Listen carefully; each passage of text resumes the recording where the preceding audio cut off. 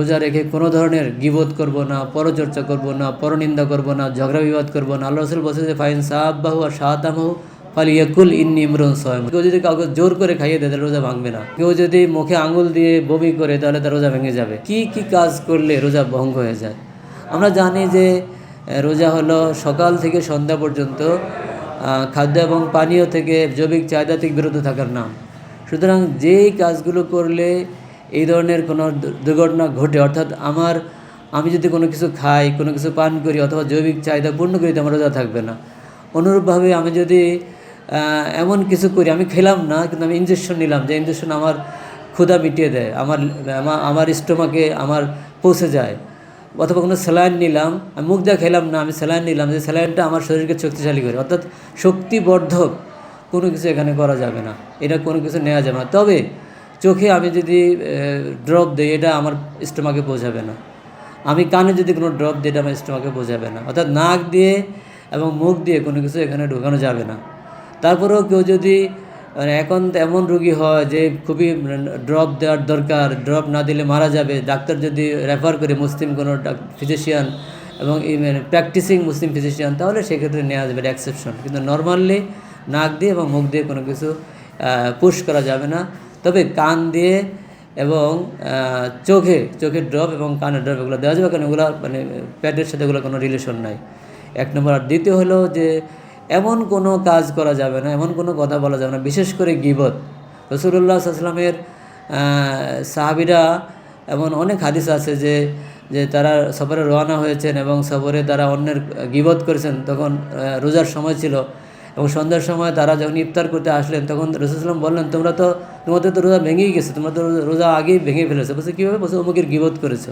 কেরানীগঞ্জের রুহিতপুরে গ্রিনভিল সিটিতে প্লট বিক্রি হচ্ছে কাঠাপ্রতি 1 লাখ টাকা ছাড়ে 8 লাখ টাকায়, আর এককালীন মূল্য পরিশোধে মাত্র 7 লাখ টাকায়।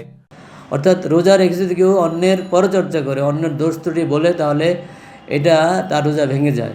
এই জন্য সেখানে আর রোজা থাকে না। আর যদি কেউ, ওই যে আমরা যেটা বললাম যে অবৈধ চোখের বা মুখের বা কানের এই ধরনের এগুলোর ব্যবচার আছে, এগুলো কেউ করলে সেটা রোজাটা শিথিল হয়ে যাবে, দুর্বল হয়ে যাবে, রোজাটা মানে পারফেক্ট হবে না। তো এই সকল কাজই হলো মূলত রোজা ভঙ্গের কারণ। এবং যেগুলো আমরা জানি যে ইচ্ছা করে কেউ যদি খায় বা পান করে তাহলে রোজা ভেঙে যায়, কিন্তু কেউ যদি কাউকে জোর করে খাইয়ে দেয় তাহলে রোজা ভাঙবে না।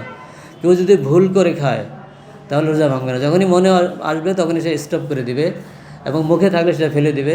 অর্থাৎ সে যে আজকে রোজা, হঠাৎ করে পানির পিপাসা আসছে, সে পানি খেয়ে ফেলছে, এক ডুব খাওয়ার পরে মনে হলো যে আমি রোজা, তখন বাকি পানি আর খাবে না, আর মুখে থাকলে সেটা সে ফেলে দিবে। আর যদি না থাকে খেয়ে ফেলে তাহলে সে রোজা কন্টিনিউ করবে, রোজা সমস্যা হবে না।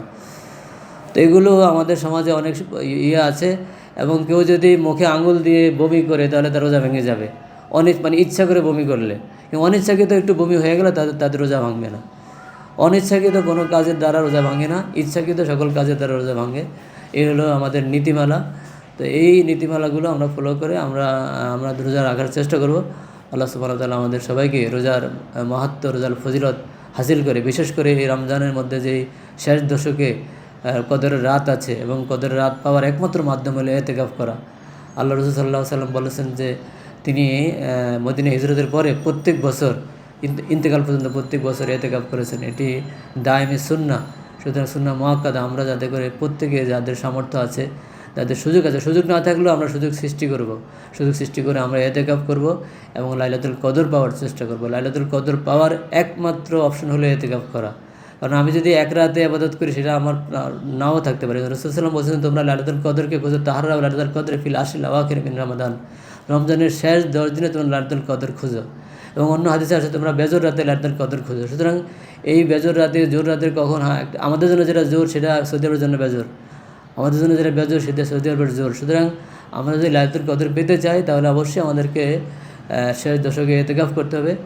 ইতিকাফ করে এই কোরআন চর্চার মাস, কোরআন চর্চা করে, অর্থ বুঝে কোরআন পড়ে আমরা রমজানকে সার্থক করি।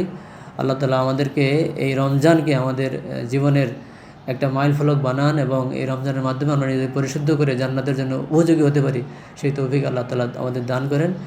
এই দোয়া করে আমি শেষ করছি। আসসালামু আলাইকুম ওয়া রাহমাতুল্লাহি ওয়া বারাকাতুহু। দেশে দেশে সবার সাথে দ্য নিউজ।